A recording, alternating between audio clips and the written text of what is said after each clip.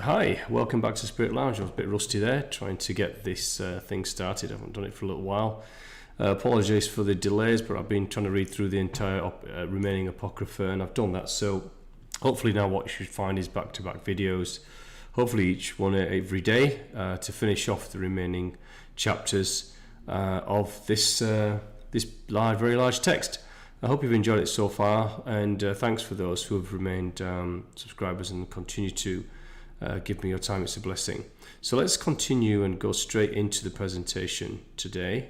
And okay, so what I'm going to do is go right to the beginning, because this is swapped all the way to the end there. Okay, all right, it's very slow, so I'm going to just check that everything's working correctly, and you can all hear me. Can you hear me on this? I'm not even sure this is working correctly. Yeah, you can hear me, I think. That's good. Okay, so the next chapter is the book of creation. There was an Adam and Eve chapter before this and a Yashar chapter before this. Yashar just went into some very repetitive stuff. We repeated some of the historical movements of the tribes and wars and various kings of Egypt and so forth, which we've already gone through, and it had no spiritual content in it. So I'm not going to be spending time doing that. If you wanted to know more about that, then feel free to read that chapter yourself. The Adam and Eve, again, was a few pages, actually, repeating the Adam and Eve story. One or two details which were not in some of the texts we've already read and walked through. But again, there's nothing of any significance to me or for this channel on there. So again, there's only about 3 or 4 pages in that chapter, so you could read them at your own leisure. Okay, so this is Book of Creation. Slightly different to the other chapters talking about creation in Genesis. It reminds me actually a lot of the nature of how things are attached to fire, water, earth, to the planets, to celestial bodies. They're all given names to parts of the body, to months of the year. This is very similar to what the Nag Hammadi was looking at the archons as, but also the Upanishads, which is the Indian Vedic mystic text. And they also talked about, they used the metaphors of human body to help discourse the nature of the infiniteness being in everything. And this kind of touches on that. It has a similar kind of vein, although used differently. So I don't know if you've listened to the previous my previous work on the Upanishads and the Nag Hammadi, but if you want to go back and watch those, and as you go through all these texts, which is the whole point of all of this, is as you go through all of these texts, you start to understand the similarities. You start to understand the basic message that they're all trying to give you, which is the spiritual one. And ultimately it is for you to go through that narrow passage that only fits yourself in, and what's before you is your passage towards grace, and that is your focus. This is the passage that's described in almost every text I'm going to be going through, and I promise you it will be the same for all others. So I hope you enjoy this. It's fairly short, so let's go through it. So the book of creation is also the Sefer Yetrirah, which is the book of formation or the book of creation. It's based on Jewish Mysticism, and it's ascribed to the patriarch Abraham, but written by and attributed to Rabbi Akiva, who I assume has put this to text. It dates around 2nd century BC and 2nd century AD, so there's a large span of time here when this could have been pulled together. And of course, the Apocrypha is a collection of books written between the Old and the New Testament. This is very similar to the Old Testament, so the Old Testament precedes this book, but what I've read in it sounds very similar to what I've been told is in the Old Testament. So the Apocrypha is very similar to the Old Testament from what I understand. It looks like it's almost entirely extracted from it. It's not a scripture, that's for sure. It's lots of historical events and theology, Jewish theology and spirituality concepts. Talks about Yahweh as being their God. or the one God that they define as the one most high, and so forth, and talks about the tribes, the movements, the wars, the kings of that time, and so forth and so forth. It makes very light touch suggestion of Jesus in the Apocrypha, and it is suggested in actually some of the chapters that it may have been added later. So from what I've seen, I kind of would feel that to be true, because Jesus is actually named in very few places. It almost seems like it's added as an afterthought in this, as opposed to the Old Testament, which I haven't read, so I cannot justify what it says in there. But from the Apocrypha side of things, it looks like it was, if it was a fundamental part of it, it would be consistent throughout, but I've seen it suggested in maybe 4 places, in honesty. So it sounds to me like it was an insertion rather than something that originally was intended in there. So let's continue through this, the book of creation. In 32 mysterious paths of wisdom, Yah, the Lord of hosts, engraved his name by the 3 Sephirim. And he talks about the Sephiroth. Now, if you look at the Kabbalah book, Tree of Life, you've got, I think there are 10 Sephirah, which talk about the stages of elevation towards the very top, the very 10th, which is the Godhead. And it talks of various states that you go through, and they also are called Sephirah. So this is a similar sounding, representation for the word, in terms of, but not looking at the Tree of Life.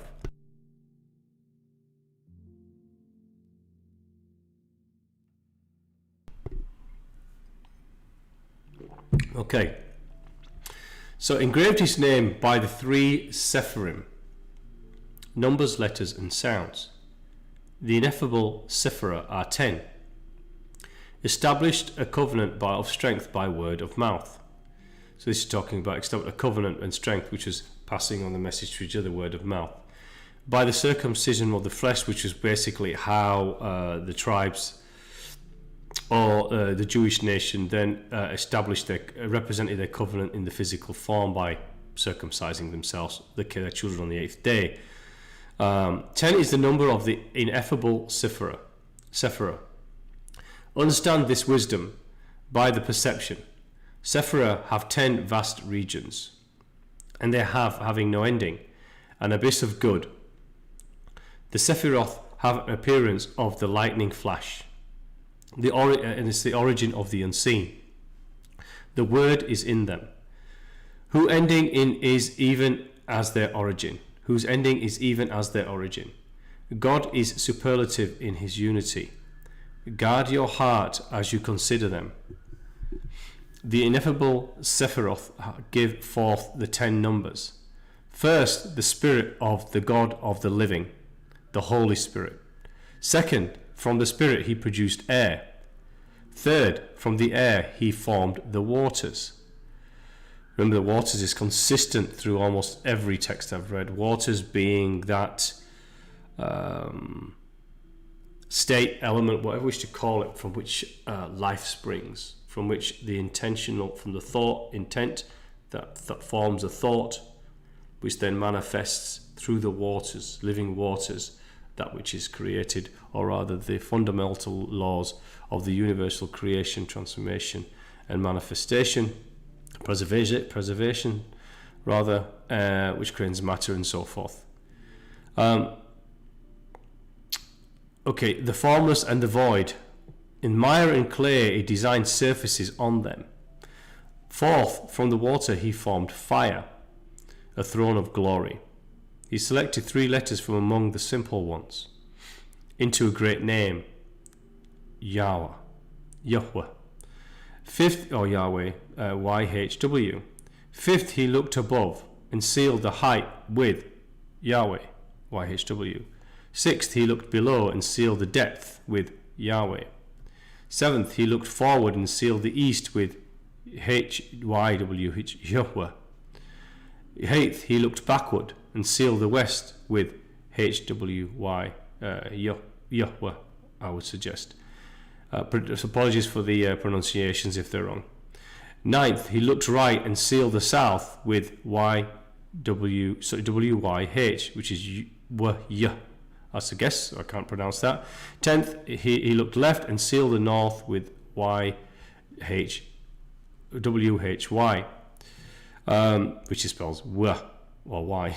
10, ineffable Sefer proceed, the one spirit of the living God. So you see what it's describing here is going from the absolute or the most high of the Godhead down, and those 10 numbers representing various states of emanation from the most high down to the most fundamental, which is the position of east, west, north, south within the material plane. In 22 sounds and letters are the foundation of all things. So it goes on and uses sounds and letters. Now, if you do listen to the Nag Hammadi, they also talk about sounds and letters, more appropriately sounds, to the frequency of sounds and words emanate the divinity of how they're pronounced in form and in prayer and in song. So this is a very similar vein. I'm finding this comes through a lot. I think it's also in the Upanishads, which is the Hindu Vedic mystic scripts, or mysticism. So it talks about the 22 sounds and letters are the foundation of all things. 3 mothers, 7 doubles, and 12 simples. These are talking about letters and sounds. The 3 mothers are Alep, Mem, and Shin, which are air, water, and fire. Again, representations of elements, the same thing I saw in Nag Hammadi. They were called archons, and the same thing in the Upanishads, where there are descriptions of how the infinite is represented or cascades through everything that exists, of course. Water is silent, fire is sibilant, air derived from the spirit. He arranged as on a sphere with 231 gates, forward or backward, for good or for evil. So you go. It depends on which direction you decided your soul to emanate. You go through one of these gates, forward or backward. All forms of these gates will be, I guess, moving forward into your spiritual gnosis. All forms of speech and everything that has been produced from the empty void is the material world. The inert earth, everything that has life, intangible air, every creature and everything that is. And we've talked about the empty void quite a lot, haven't we? Because in my perceptions, my feeling, I've always come to the conclusion that everything is manifest from simple thought. Thought, as above, so below. The laws of what we call the absolute, the host of all hosts, the king of kings, our spirit realm of where we originate, as above, so below. Thoughts are intention, which manifest anything that we think of in the spirit. We think of something and it manifests immediately. We see ourselves in it, in the nature of energetic form, which is what we are, and which we'll return to when we remove ourselves from this vessel. But the same applies in the physical world, does it not? If we cannot imagine something it cannot be, if we think it with such force and intention, persistently, and put action as much as you can towards its realization, it'll come to be, it'll come to pass. And as above, so below. The laws are the same in the physical as they are in the spiritual. There is no separation there.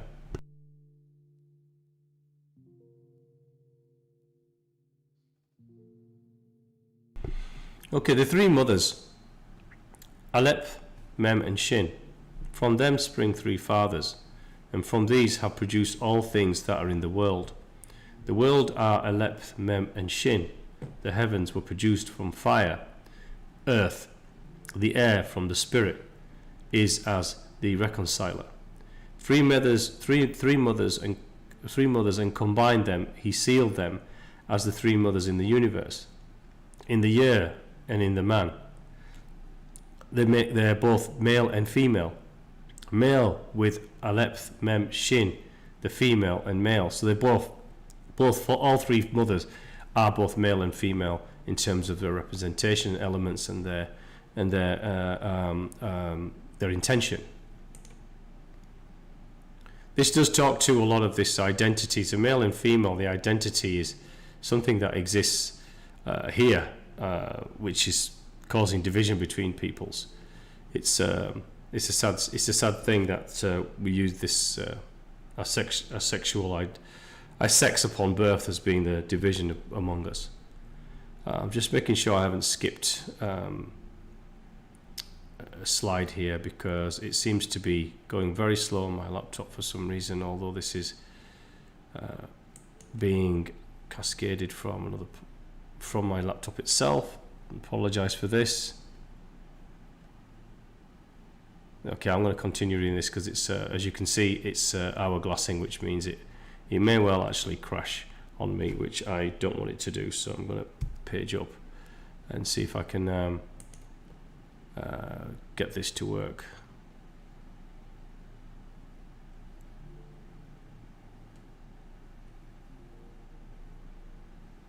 Okay, there we go.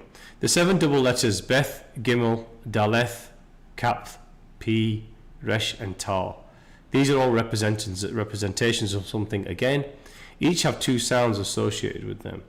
They are referred to as life, so Beth, peace, Gimel, wisdom, Daleth, riches, Kaph, grace, P, fertility, Resh, Tar, power. They are called double.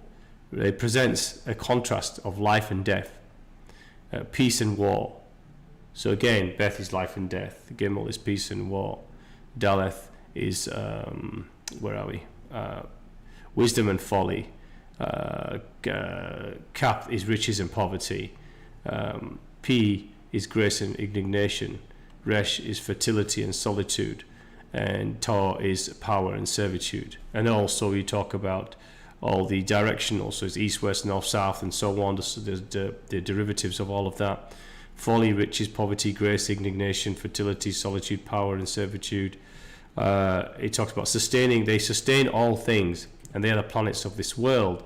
So it talks about the planets, the 7 planets, in other words, that are associated with each one. Very similar narrative in the Upanishads and the Nag Hammadi, but using different. So the archons were in the Nag Hammadi, for example. The days of the week, 7 days of the week. Gates of the soul, 7 heavens. Orifices of perception, so that we're talking about the eyes, the nose, the mouth, the nostrils, and so on and so forth. It does go into this in a moment. In man, 7 earths, the 7 Sabbaths for this reason. Behold the stars of our world, the planets which are 7, Sun, Venus, Mercury, Moon, Saturn, Jupiter, and Mars. 7 days of creation. 7 gateway of the soul of man. 2 eyes, 2 ears, mouth, 2 nostrils. There's your 7. Produced Beth and connected it to wisdom. It produced Gimel and connected it to health. They joined Gimel to Mars. Daleth was connected to fertility and the sun. Kaph was connected to life and Venus. Pe was connected to power and Mercury. And Resh was connected to peace and Saturn. And Tar was connected to beauty with the Jupiter. These 7 made 7 worlds, 7 heavens, 7 earths, 7 seas, 7 rivers, 7 deserts, 7 days, and 7 weeks. So you can notice the representation of 7 also in Jewish faith, because they have the 7 candles all the time, and 7 is an important, important, I suppose, spiritual or religious significance. Okay, let's move on to slide 6. Apologies for the delay again. It's taking its time. There we go. This is the final slide. The 12 simple letters are He, Wa, Zayin, Heth, Teth, Yod, Lameth, Nun, Samketh, Avin, Sadeh, and Kof, or Kuf, or whatever you want to pronounce that, QOF. So one of these will be silent.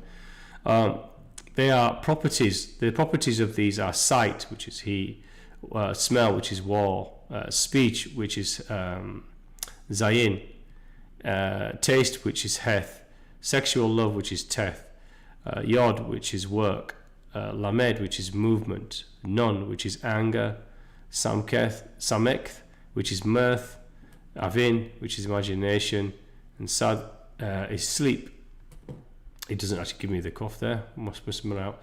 These are the directions in space, and it goes on to talk about the various directions across the earth: east, west, north, south, south, south, west, south, south, east, and so on and so forth. Which I didn't want to repeat. 12 celestial constellations. So these are the zodiac. Months of the year. 12 months of the year. Nisan, Iyar, Sivan, Tammuz, Av, Elul, Tishri, Cheshvan, Kislev, Tevet, Shevat, and Adar. These are also very similar to archons, which is in the Nag Hammadi also talked about the same thing and broke the archons down. Many archons. They had the main archons, but they had many other names describing months of the year, days, planets, light, air, water, elements. Also the same thing. And so 12 organs of living creatures: 2 hands, 2 feet, 2 kidneys, a spleen, a liver, gall, private parts, stomach, intestines. Behold, now these are the 22 letters from which Yah, Lord of the hosts.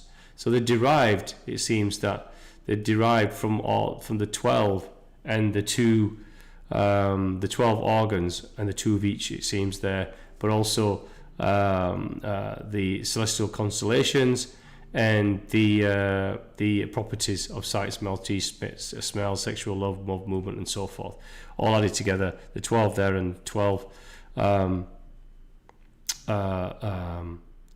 not organs, the celestial bodies, if you like, or the 12. I always lost my place. Delivers, quantity forms, establish all things. Yeah, months of the year. Sorry, they are 22.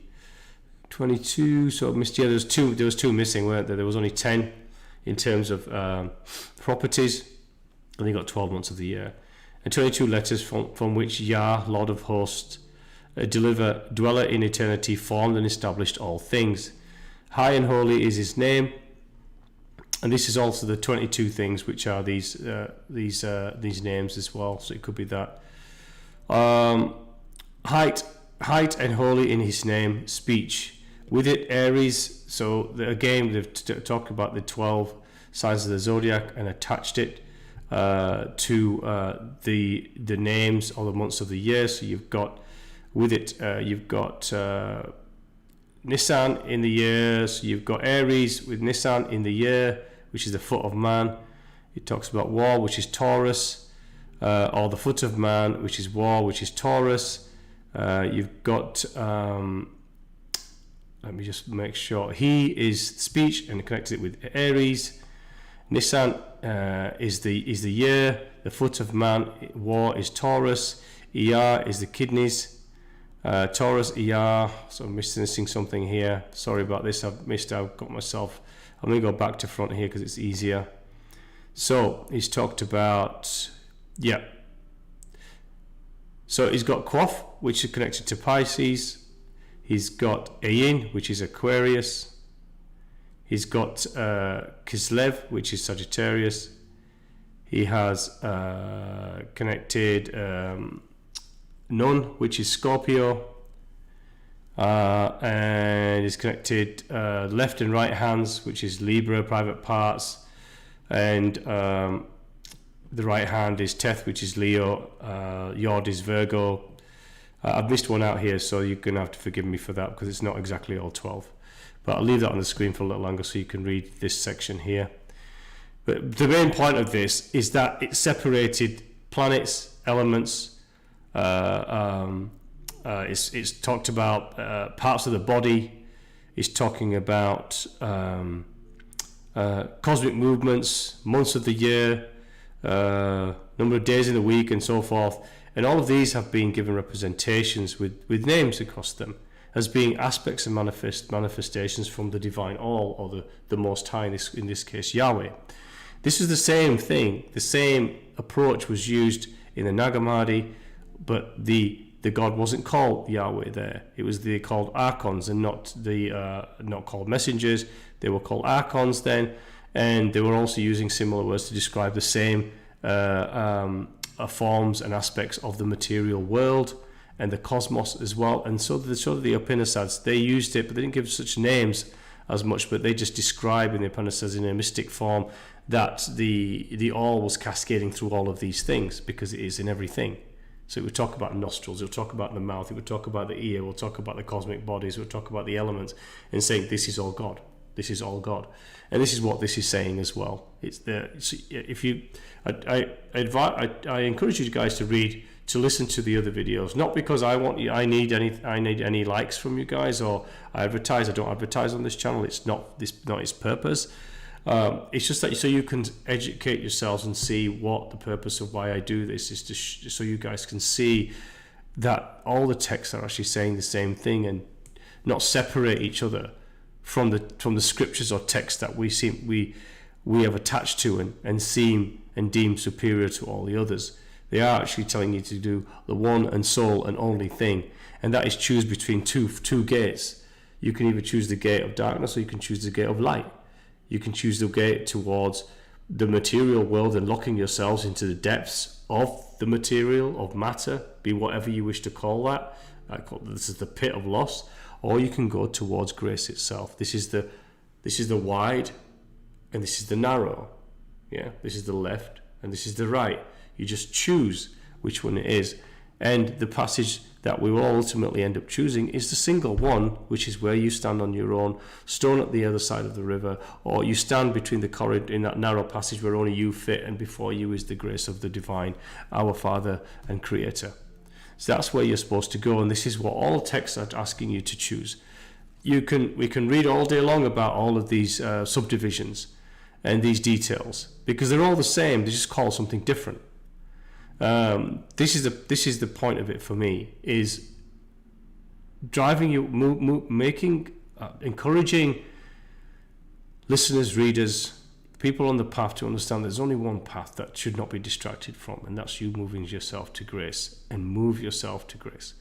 Everything else that you wish to experience in this world, in the material world, and anything you wish to understand in the material world, any scripture or text you wish to pass through, will come to you in your path towards grace itself. You don't need to search for it. You'll be drawn and brought to everything that you need to know on your individual, unique path. Just ask the divine to show it to you while you walk forward on the path, and hold your hand out metaphorically so that you can be led along with grace. Everything else will fall into your front of you as easy as water goes through the throat and into the body. It's so that simple.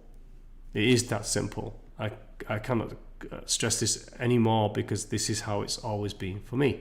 As long as I stay on the path, as long as my discourse is always constant with my divine Father, my Creator, the one, the love out there. There is no vengefulness as far as I can see. There is not one that destroys others at the behest of a small group. There are no chosen. We're all one under the all. There may well be many want to be gods who wish to be crowned the all. That's not for me to worry about, because I don't concern myself with any of that. I only have discourse with the one that I feel here, and that's who I discourse with all the time. And if, as long as I stay on the path that I've chosen to go on to, which is part of this, the purpose of this channel and why I even do it, my life is just a blessing. It's not just a gift, and that's how it will be for you all if you just need to choose and leave dogma and ideology behind. You don't need to leave scripture behind. You don't need to leave text behind. Just learn from them, but move on. Do not hold them so tight, because they will lock you into a single place. Take what that teaching has given you and move ahead, move forward. You can spend 1,000 lifetimes and still know very little, because gnosis is eternal and infinite. It never ends. And remember, you will never know. Be always fluid and flexible in everything you think that you know, because we know nothing really. We can only feel what seems right to us right now, but be fluid and agile to know that water, you can add more to that water. The water has much more to give to enlighten you as in that gnosis.